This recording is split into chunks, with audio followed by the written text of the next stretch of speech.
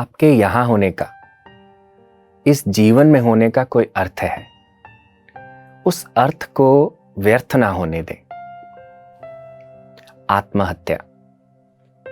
आंकड़ों के अनुसार लगभग 8 लाख लोग हर साल आत्महत्या करते हैं। युवा वर्ग में मृत्यु का सबसे मुख्य कारण है आत्महत्या। ऐसा क्या हो जाता है मानव के जीवन में कि उसे आत्महत्या का रास्ता चुनना पड़ता है? एक तरफ तो हम कहते हैं कि ये जीवन, ये मानव शरीर मिलना बहुत दुर्लभ है, जिसके लिए देवी देवता भी एक लाइन लगाकर खड़े रहते हैं। पर जब हमें यह जीवन मिला है, हमें यह शरीर मिला है, तो हम इसे खत्म करते हुए एक बार भी हिचकिचाते नहीं हैं। ऐसा क्यों? उस परम शक्ति का दिया हुआ यह उपहार, यह जीवन, इसका इतना निरादर क्यों? तो जब कोई व्यक्ति आत्महत्या का रास्ता चुनता है तो उसके भीतर मुख्यतः 3 प्रकार की भावनाएं चलती हैं। 3 प्रकार के या धारणाएं या विचार कह लीजिए, उनके भीतर चलते हैं। तो पहला मुख्य कारण है कि मेरी यहां जरूरत नहीं है। ऐसा विचार जिस व्यक्ति के भीतर आने लगता है कि मेरी यहां जरूरत नहीं है। अब ऐसा विचार क्यों बनता है? क्योंकि जब हम आए थे तब माँ बाप की गोदी में खेले, मम्मी पापा ने प्यार किया, जितना हो सका उन्होंने अपने तरीके से दिया, सब कुछ किया। पर ऐसा धीरे धीरे ये विचार बनने लगा। तो पहला मुख्य कारण है कि मेरी यहाँ ज़रूरत नहीं है। इस प्रकार की धारणा हमारे मन में बन जाना। और ऐसी धारणा क्यों बनती है? जब बचपन में मम्मी पापा का अटेंशन ना मिला हो, हमें लगता है कि जब वो हमारे साथ नहीं है तब जीवन में कुछ भी हमारे साथ नहीं है। और दोस्तों, हमारे बचपन के जो विचार होते हैं उनका जो प्रभाव होता है हमारे साथ चिरकाल तक, बहुत देर तक चलता है। और अब इस बच्चे के लिए जिसे अटेंशन ना मिली हो, जिसको उसके लिए प्यार ना मिला हो, तो वो क्या होगा? उसे कहीं ना कहीं लगेगा कि मैं यहाँ चाहिए नहीं हूँ, मेरी यहाँ आवश्यकता नहीं है। हर बच्चा जब माँ बाप के जीवन में आता है तो उसे लगता है कि वो उसके जीवन का अभिन्न अंग है, अमूल्य अंग है।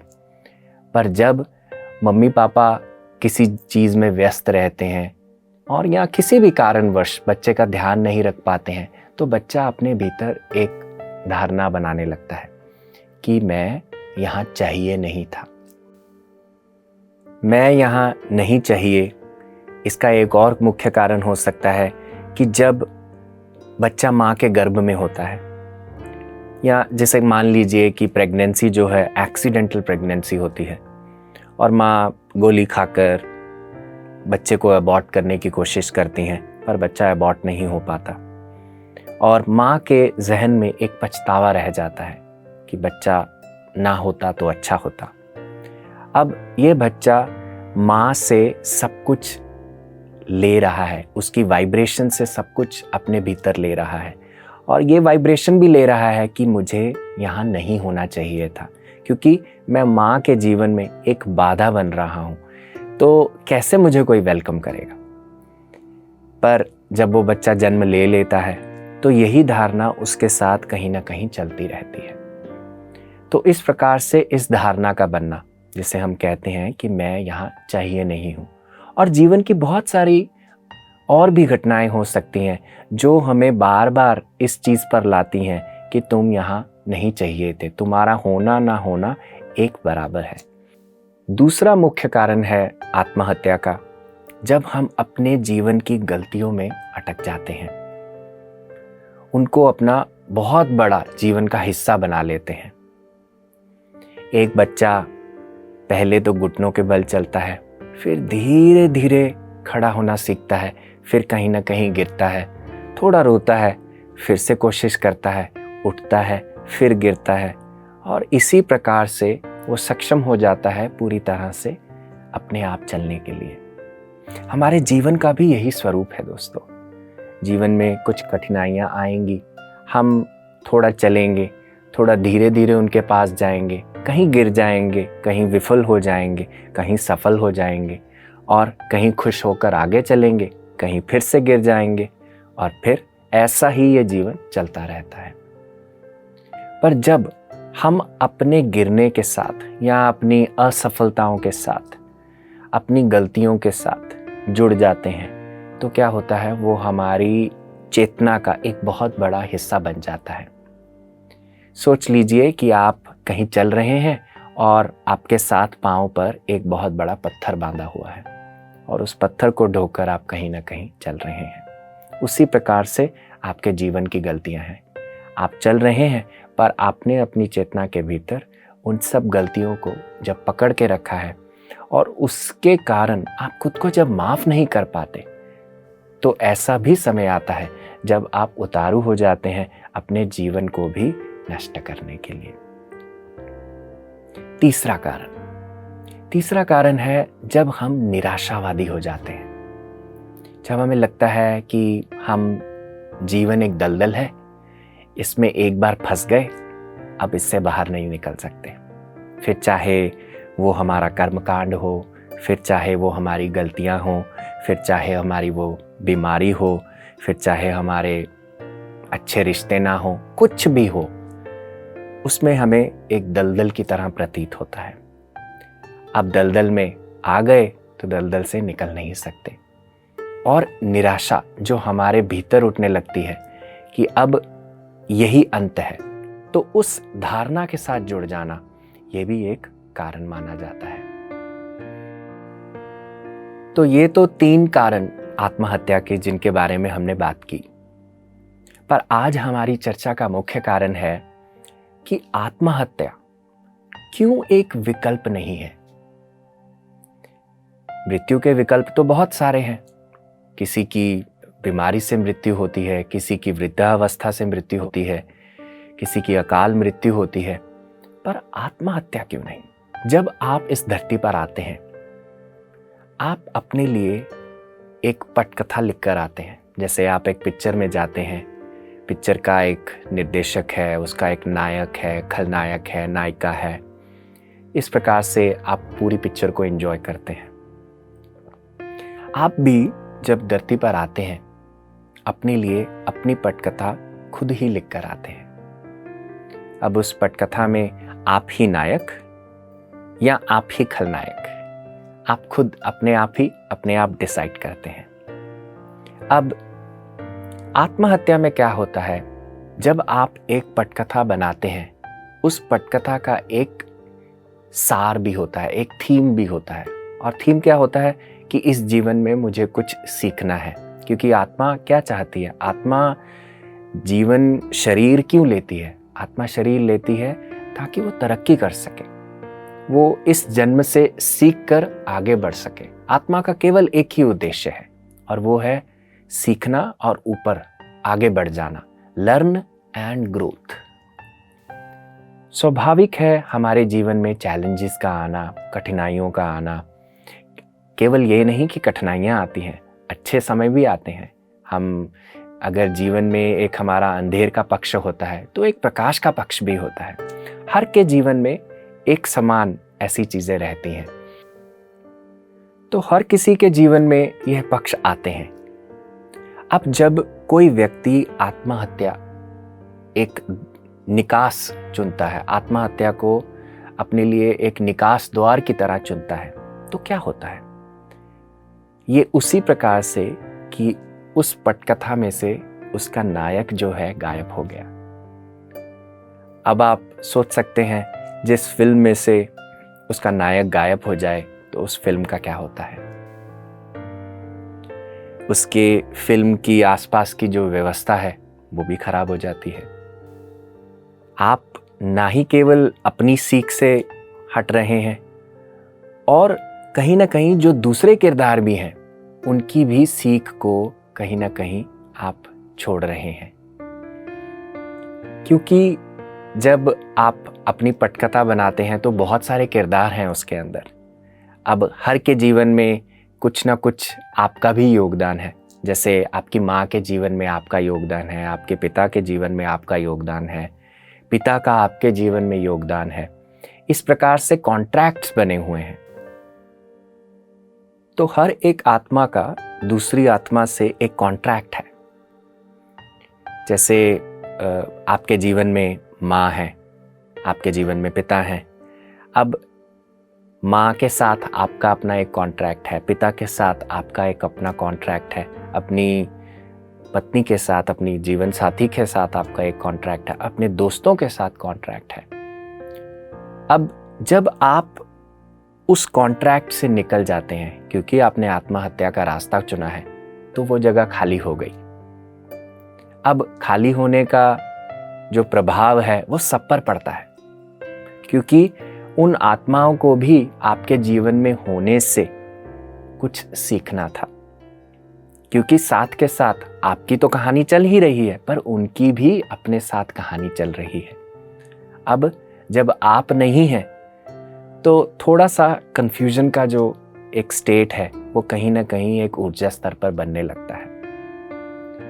हालांकि ये कहीं रुकेगा नहीं कुछ भी, पर फिर भी एक सृष्टि को एक नया व्यक्ति वहाँ पर मौजूद करने के लिए, उस ऊर्जा में बिठाने के लिए, ताकि सबका जो सोल कॉन्ट्रैक्ट है उस तरीके से चल पाए जैसा उन्होंने अपने लिए निर्धारित किया है, और उसका उनकी यात्रा पर, उनकी आत्मा की यात्रा पर कोई प्रभाव, कोई दुष्प्रभाव ना पड़े, उसको ठीक करने के लिए कुछ समय लग जाता है। अब क्या होगा? अब उस क्षेत्र में कहीं ना कहीं कंफ्यूजन का स्टेट बनेगा, क्योंकि कॉन्ट्रैक्ट की जो एक पार्टी है वो अब मिसिंग है। अब यूनिवर्स को क्या करना पड़ेगा, सृष्टि को क्या करना पड़ेगा इस सब के लिए? सृष्टि किसी और व्यक्ति को ढूंढेगी, अरेंज करेगी उस जगह पर लाने के लिए, ताकि जिस व्यक्ति का किसी व्यक्ति के प्रति कोई सीखना है, कोई लेन देन है, उसको सीख कर आगे बढ़ा जा सके। तो देखिए, जो ये पूरी व्यवस्था थी, एक व्यक्ति के आत्महत्या करने से उस व्यवस्था का किस मोड़ में जाना होता है, ये आप भली भांति समझ सकते हैं। तो इसीलिए हम कहते हैं कि आत्महत्या एक विकल्प नहीं है। आत्महत्या विकल्प क्यों नहीं है? इसका दूसरा कारण, इसको समझने के लिए सबसे पहले आपको अपने शरीर को समझना होगा। अब बाहर से तो हमें लगता है कि हमारा शरीर हार्ड मांस इसका बना हुआ है, जैसा मैं हूं ये मेरा शरीर है। पर हमारा शरीर 5 तरह का होता है। अब सबसे पहला शरीर जो होता है, इसको हम कहते हैं अन्नमय कोश। अन्नमय कोश यानी कि जो शरीर अन्न से बना है, जो अपना खान पान सेवन, जिसकी तरक्की, जिसकी केयर कहाँ से होती है? अन्न से होती है। इसको हम कहते हैं अन्नमय कोश। दूसरा कोश, दूसरे तरह का शरीर जो हमारे भीतर होता है, उसे हम कहते हैं प्राणमय कोश। प्राणमय कोश क्या है? जो प्राण से बना है, जिसके अंदर हमारी प्राण शक्ति चलती है। हमारे अंदर प्राण कोशिकाएं हैं, जिसके अंदर प्राण चलते हैं इधर से उधर, और यही हमारे अन्नमय कोश को पूरा सजग और पूरा एकदम तंदुरुस्त रखते हैं। फिर तीसरा जो हमारा शरीर, जिसको हम कहते हैं मनोमय कोश। मनोमय कोश अर्थात जो मन से बना है। हमारा मन भी अपने आप में एक पूरा शरीर है दोस्तों। और इस मन में क्या है? आपके विचार, आपके संस्कार, ना ही केवल इस जन्म के, आपके कहीं पिछले जन्मों के जो संस्कार हैं वो भी इसके अंदर विद्यमान है। आपकी धारणाएं, आपका जीवन जीने का तरीका, आप कैसे जीवन को देखते हैं, वो सब कहीं ना कहीं आपके मनोमय कोश में विद्यमान है। अब चौथा जो हमारा शरीर होता है, उसको हम कहते हैं विज्ञानमय कोश। अन्नमय, प्राणमय, मनोमया से आगे चलता हुआ हमारा अगला शरीर विज्ञानमय है। विज्ञान अर्थात जिसके अंदर हमारे होने का, सृष्टि पर होने का कारण छुपा है, इसे हम कारण शरीर भी कहते हैं। इसको हम सद्बुद्धि का शरीर भी कहते हैं, जिसमें हमारा ज्ञान, हमारा आत्मज्ञान छुपा होता है। और पांचवा कोश है आनंदमय कोश। आनंदमय कोश अर्थात जो आनंद से भरा हुआ है। जीवन में हर शब्द का विपरीत है, पर अगर आप देखेंगे आनंद का कोई भी विपरीत नहीं है। तो आनंद का भाव क्या है? आनंद आत्मा का गुण है, सत चित आनंद। क्योंकि जब आप आत्मा से वो स्वाद चखते हैं तो वो और स्वाद कुछ नहीं है, वो आनंद का स्वाद है। इसके अंदर ना ही ये आनंदमय कोश, ना ही विज्ञानमय कोश है, ना ही मनोमय कोश है, ना ही प्राणमय कोश है, ना ही अन्नमय कोश है, पर सारे कोश इसी से ही निकले हैं। तो जब व्यक्ति आत्महत्या को चुनता है तो वो क्या करता है? आत्महत्या में आप केवल अपने अन्नमय कोश को खत्म करते हैं। आपके 4 कोश अभी भी वहीं के वहीं हैं। अब आप सोच लीजिए, जिसके पास 4 कोश हैं पर उसके पास 5वां कोश जो अन्नमय कोश नहीं है, उस अवस्था में वो शरीर, वो आत्मा कैसे क्या करेगी? आत्महत्या क्या है? आत्महत्या यानी कि आप अपने केवल अन्नमय कोश को ही खत्म करते हैं, नष्ट करते हैं। बाकी के बाकी जो शरीर है वो यही है। जब आप यहाँ आए थे, अपनी पटकथा लिखी, आपने अपने जीवन में ये भी निर्धारित किया कि मैं कितने वर्ष जीऊंगा या कितनी सांसें लूंगा।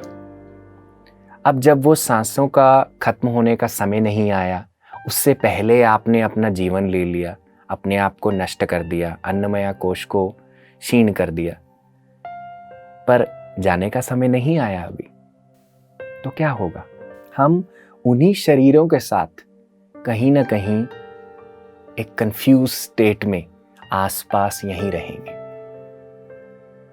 हमारा जो पथ है आगे बढ़ने का, आगे चलने का, हमारी, जैसे कह लीजिए कि हमारी एक यात्रा है, वो यात्रा का जो पथ है, कहीं ना कहीं हम खुद ही उसमें रोड़े अटका बैठे हैं। इसीलिए दोस्तों, आत्महत्या एक विकल्प नहीं है। तो जिस प्रकार हमें अपने खाने में विभिन्न प्रकार के स्वाद पसंद हैं, उसी प्रकार से आत्मा को अपने जीवन में विभिन्न प्रकार के संघर्षों, चुनौतियों, अच्छी चीज़ों से गुजरना पसंद होता है। क्यों पसंद होता है? जैसे कि मैंने पहले कहा, क्योंकि उसे तरक्की का मार्ग चाहिए। हम क्लास 5वीं से 6ठी में कब पहुंचते हैं? जब एक टेस्ट देते हैं। तो आत्मा भी अपने लिए एक टेस्ट चुनती है। और ऐसा नहीं है कि संघर्ष केवल आपके जीवन में है या किसी और के जीवन में नहीं है। ऐसा भी नहीं है कि उनका संघर्ष बहुत बड़ा है या आपका संघर्ष छोटा है। हम अपने संस्कारों के अनुसार, हम अपने ज़रूरतों के अनुसार जो आत्मा चुनती है, उसके हिसाब से अपने संघर्षों को चुनते हैं, अपने अच्छे पलों को चुनते हैं और उसी प्रकार से आगे बढ़ते हैं। तो आवेश में आकर आत्महत्या का रास्ता चुनना, ये कहीं ना कहीं एक अच्छा कार्य नहीं होगा हमारे प्रगति के यात्रा में। एक बार बुद्ध भगवान भिक्षुकों के साथ कहीं यात्रा कर रहे होते हैं। गर्मी का समय होता है और थक जाते हैं और किसी पेड़ के नीचे बैठते हैं और अपने एक भिक्षुक को कहते हैं कि जाओ, जाकर उस तालाब से मेरे लिए पानी लेकर आओ। वो भिक्षुक बड़े ही प्रेम भाव से, श्रद्धा भाव से पानी लेने के लिए जाता है और जैसे ही वहाँ पानी लेने लगता है तो देखता है कि वहाँ से एक टांगा गुजरता है और उस टांगे के गुजरने से, उसके चक्कों से वो पानी मिट्टी वाला हो जाता है। ये देखकर उसे निराशा होती है और वो बुद्ध भगवान के पास वापस आता है और कहता है कि भगवान वो पानी आपके पीने के काबिल नहीं है, तो आप छोड़ दीजिए, मैं आपको कहीं और पानी पिला देता हूँ। पर भगवान बुद्ध ने कहा कि नहीं, तुम वहाँ जाओ, कुछ देर बैठो और फिर पानी लेकर ही आना। तो उसने भी ऐसा किया। वो वहाँ गया, कुछ देर बैठा। जब वो बैठा हुआ था दोस्तों, उस भिक्षुक ने देखा कि पानी धीरे धीरे साफ हो गया है, क्योंकि जो सारी गंदगी थी, मिट्टी थी, जो चक्के के चलने से ऊपर आ गई थी, वो धीरे धीरे नीचे बैठने लगी और स्वच्छ पानी ऊपर आया। उसने पानी का गिलास भरा, उनकी प्यास को तृप्त कर दिया। तो दोस्तों, जानने में तो ये छोटी कहानी है, पर भगवान बुद्ध इससे क्या कहना चाहते हैं? हमारा मन भी इसी पानी की तरह है। इस मन के अंदर जब कोई चक्का चलता है, चक्का यानी कि बाहर से किसी चीज का आना जो हमारे अंदर एक ऐसा उबार पैदा कर देती है, कोई सिचुएशन बाहर की आती है जिससे हम उथल पुथल हो जाते हैं अपने भीतर, उसके आने से क्या होता है, हमारे भीतर का जो कीचड़ है वो कहीं ना कहीं सतह पर आने लगता है। अब जब उस सतह पर वो आ गया तो आपके पास दो रास्ते हैं। आप अपने आप को कहें कि मैं गंदा हूँ, मैं तो ऐसा हूँ, मैं तो बुरा हूँ, मेरे साथ कभी अच्छा नहीं होता, मेरी गलतियाँ, निराशा। तो ये क्या है? इस समय में जो आत्महत्या होती है, हम उस रास्ते को चुन लेते हैं क्योंकि हमें लगता है मैं तो कीचड़ हूँ। पर उस समय में अगर हम शांत बैठें और धीरे धीरे आप देखेंगे कि वो कीचड़ खुद ब खुद नीचे बैठ जाएगा और स्वच्छ पानी खुद ब खुद ऊपर आने लगेगा। इसीलिए दोस्तों कहते हैं कि कभी भी कोई काम आवेश में आकर नहीं करना चाहिए। समय हमारा सबसे बड़ा हीलर है। आत्महत्या क्यों होती है? क्योंकि आवेश। ऐसी कोई चीज ना करें जिससे हमें बाद में पछतावा हो। तो जीवन के हर स्वाद के प्रति अपनी श्रद्धा बनाए रखें, घबराएं नहीं, उनका सामना करें। अगर आप सामना करेंगे तो आपको वैसे ही लोग मिलते जाएंगे जो आपको प्रोत्साहित करेंगे, जो आपको आगे बढ़ने में मदद करेंगे और आपको कभी गिरने नहीं देंगे।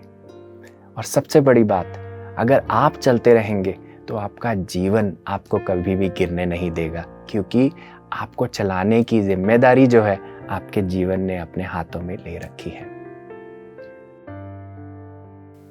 तो जैसा कि मैंने कहा, आपके यहाँ होने का कोई अर्थ है। क्या अर्थ है? आपका अर्थ है अपने जीवन को खुशी से जीना। भले ही जितने मर्जी उतार चढ़ाव आए, पर हम अपना जीवन जीते रहें, खुशी से चलते रहें, अपने अर्थ को सार्थक करें, उस अर्थ को आत्माथ्या चुनकर व्यर्थ ना होने दें।